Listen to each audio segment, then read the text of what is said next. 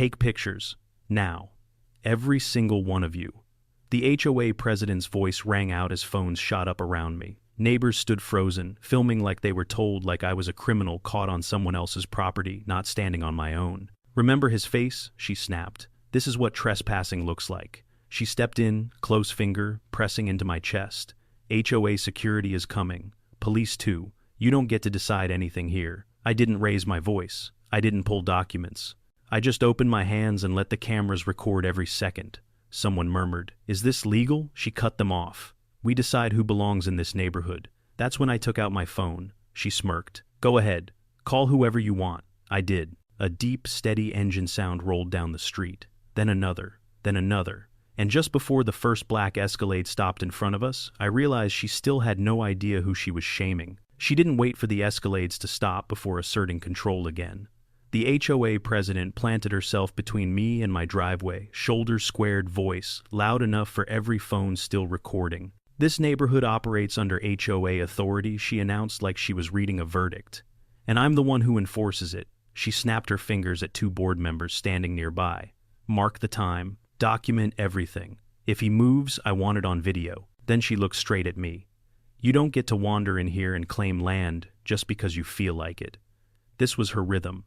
Command, accuse, isolate, perform. She talked fast, stacking rules on top of rules, easements, shared access, community oversight. None of it explained, all of it delivered with absolute certainty. The kind of confidence that only comes from never being challenged. "This isn't personal," she said once, waving a dismissive hand. "It's about protecting property values and keeping order." That was the only time she admitted a motive.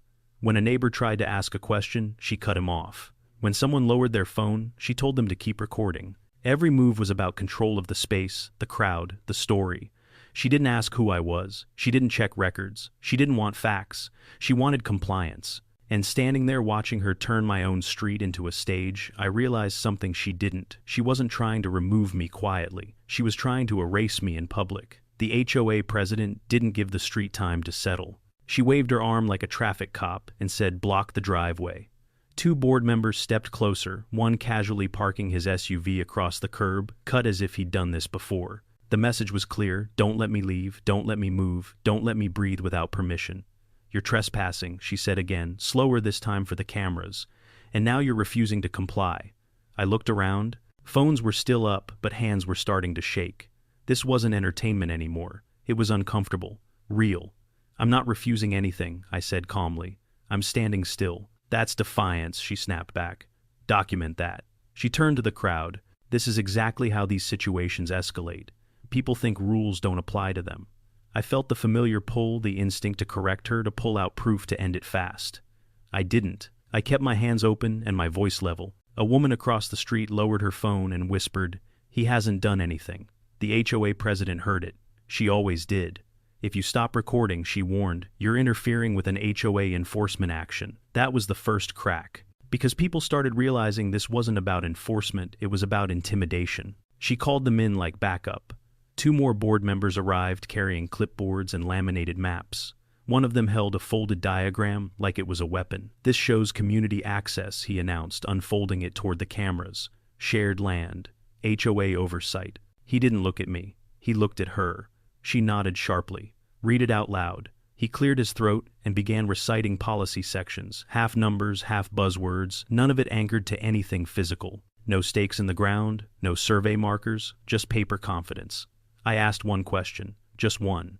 "Can you point to where this boundary actually is?" Silence. The HOA president stepped in immediately. "You don't get to interrogate the board." "I'm not interrogating," I said. "I'm asking." She laughed. "Not humor control. That's the problem. You think this is a conversation?" She turned back to the crowd. "This is what entitlement looks like." I watched a few neighbors exchange glances. One man shifted his weight uneasy. Another woman whispered, "I thought that was his lot." The president heard that too. "No," she snapped. "It's not, and we've been very clear about that." Clear to whom? That's when I noticed something off, not in what they were saying, but in how urgently they were saying it. No hesitation, no verification, just speed. They needed this to end now. That urgency told me everything. This wasn't a misunderstanding. It wasn't overzealous enforcement. It was a grab, clean, quiet, and meant to look official. If they could brand me a problem and push me out publicly, the paper trail would follow. HOA control would turn into HOA possession. I looked at the map again, this time carefully. The lines were wrong, not sloppy adjusted, shifted just enough to swallow a strip of land that mattered. Access, utility, leverage, the kind of strip that changes who controls what happens next. I felt the heat rise, then not fear, not anger. Recognition. This was organized, and they were counting on shame to finish the job. The HOA president leaned in, lowering her voice just enough to sound reasonable. "Last chance," she said. "Leave quietly, and we'll note this as a misunderstanding." I met her eyes for the first time. "No," I said. "Let them record." Her smile froze. "What, everything?" I continued louder now. "Every order, every accusation, every map." A murmur rippled through the crowd. Phones came back up, but this time they weren't just pointed at me. She straightened defensive. "You're making this worse for yourself." "I don't think so," she scoffed. "You have no idea how this works." I didn't correct her, because the call I'd made earlier wasn't about stopping her, it was about letting her finish. And as the street filled with the sound of engines getting closer, I realized she still believed this was her stage. She had no idea it was about to become evidence. The first Escalade didn't rush in. It rolled to a stop like it had all the time in the world. Then the second parked behind it, then the third. The street went quiet in a way I hadn't felt before. No shouting, no phones clicking, just that low, controlled hum of engines idling. Even the kids had stopped moving. The HOA president forced a laugh. "Great," she said loudly. More of his friends. But her eyes betrayed her. She wasn't smiling anymore. A man stepped out of the lead Escalade in a dark suit, no badge visible, no clipboard. He didn't look at her. He scanned the scene, phones blocked driveway, the laminated map still clutched too tightly in a board member's hand. Then he looked at me and gave the smallest nod. That's when she stepped forward again, panic creeping into her authority. "This is an HOA enforcement action," she announced. "We have an active trespassing situation." He finally spoke, calm, measured. "Who ordered residents to photograph this individual?" She hesitated. "Just a fraction." "I did," she said. "As HOA president." "On what basis?" She launched into it: rules, community standards, unauthorized presence, words spilling faster, now stacking on top of each other like they might hold. He listened without interrupting. Then he turned to the crowd. "Did anyone hear him threaten anyone?" Silence. "Did anyone see him damage property?" More silence. "Did anyone hear the order to take photos?" Every phone was still up. A woman near the mailbox raised her hand. "She told us to," she said quietly. She said to remember his face. The HOA president snapped her head around. "You didn't have to say that." But it was already said. The man in the suit pulled out his phone. "County records confirmed," he said after a moment. "The boundary claim you're asserting isn't filed." Her confidence cracked. "That's impossible. We have maps." He glanced at the laminated sheet. "You have a draft, not a recorded instrument." That's when I felt it, the shift. Not toward me, away from her. She tried one last move. "This is harassment," she said, pointing at me. "He's orchestrating this. He's intimidating the board." I finally spoke again, steady and clear. "You ordered photos of me like I was a criminal," she spun on me. "Because you are trespassing." The man in the suit turned back to her. "You're stating that on camera?" "Yes," she said, "and I stand by it." I didn't interrupt. I didn't correct her.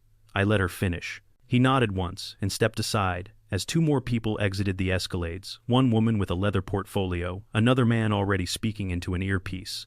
They didn't spread out. They converged. "On her, ma'am," the woman said, opening the portfolio. "We're initiating an emergency review." By whose authority? The HOA president snapped, desperation bleeding through now. The answer came from behind me. Mine. The street didn't react right away. People didn't gasp. They leaned in. I turned and faced her fully for the first time. "I'm the investor who controls the development rights your HOA manages," I said. "The one whose signature determines whether this association keeps its authority or loses it." Her mouth opened, closed, opened again.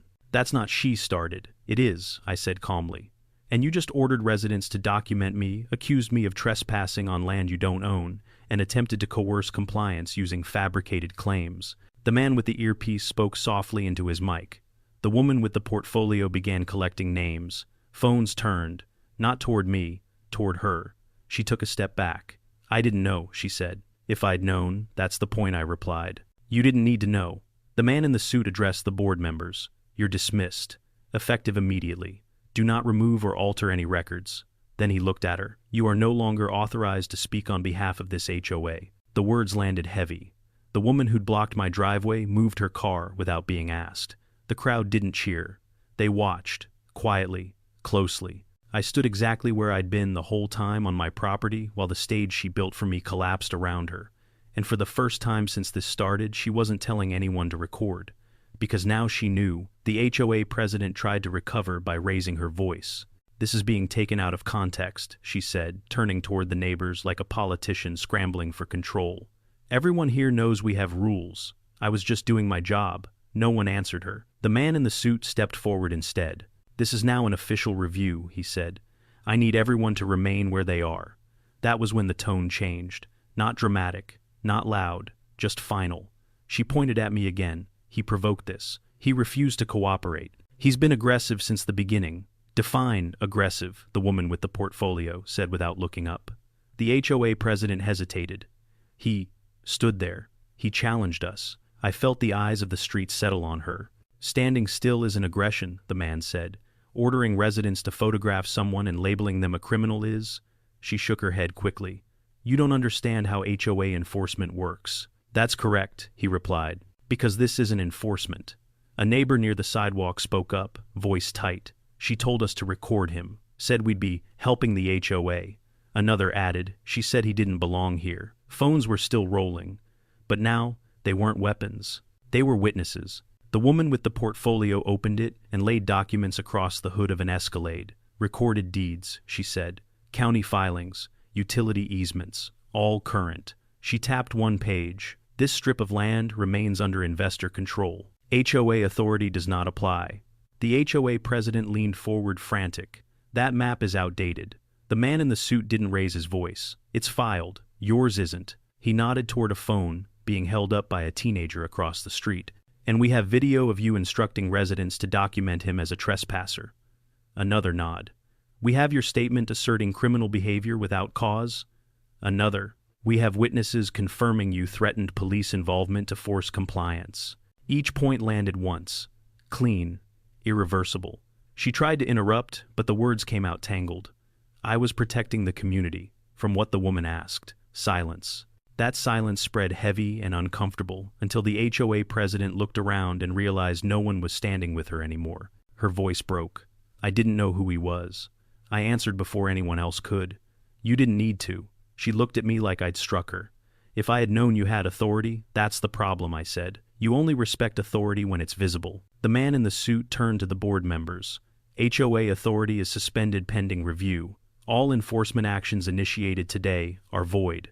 Then he faced her. "You ordered residents to publicly shame an individual, made unverified criminal accusations, and attempted to seize control of land without legal standing." He paused. "You are removed as HOA president effective immediately." The street exhaled. She took a step back, then another. "You can't do this. It's already done," he said. No sirens, no applause, just the sound of phones lowering and engines shutting off. The same neighbors she'd commanded to record her now stepped away, unsure where to look. I stayed where I was. On my land, watching the power she'd worn so confidently drain from her face as the reality settled in, not that she'd lost an argument, but that she'd exposed herself in front of the only audience that mattered. And there was no edit button on what they'd just seen. No one cheered. The street didn't explode into noise or arguments. It went quiet, different from before. Lighter. Phones slowly lowered. A few neighbors looked at me then, away embarrassed. One man cleared his throat like he wanted to say something and couldn't find the words. A woman who'd been filming the whole time walked over, eyes down.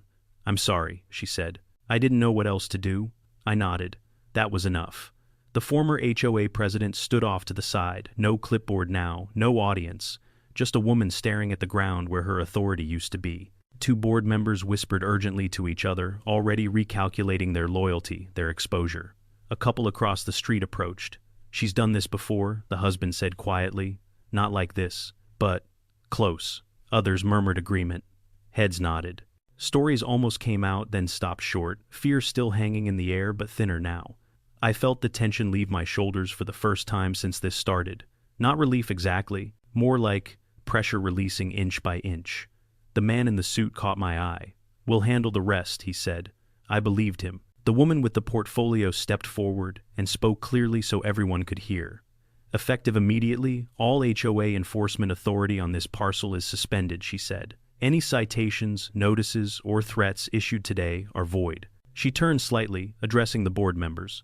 No property reclassification, access restriction, or enforcement action may proceed without third-party verification, county filing, and investor consent. That last part landed. Someone near the curb let out a quiet, stunned laugh. Another neighbor whispered, "So, she never had the right?" "No," the man in the suit said. "She didn't." He faced the former president one last time. "You are instructed not to contact residents regarding HOA matters. Any attempt to do so will be treated as interference." She nodded stiffly, like she was afraid speaking would make it worse. A car that had blocked my driveway earlier was moved. Slowly, carefully. No one gave orders anymore. They just complied. The power dynamic didn't flip, it dissolved. I walked back to the edge of my driveway, the same spot I'd been standing on the entire time.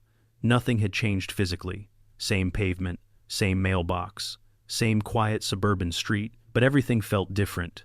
The HOA sign at the corner still stood there, polished and official looking. For the first time, it looked small, decorative, not a threat. The man in the suit joined me. "We'll follow up formally," he said. "But what happened here, this won't be brushed aside." I nodded. It shouldn't be.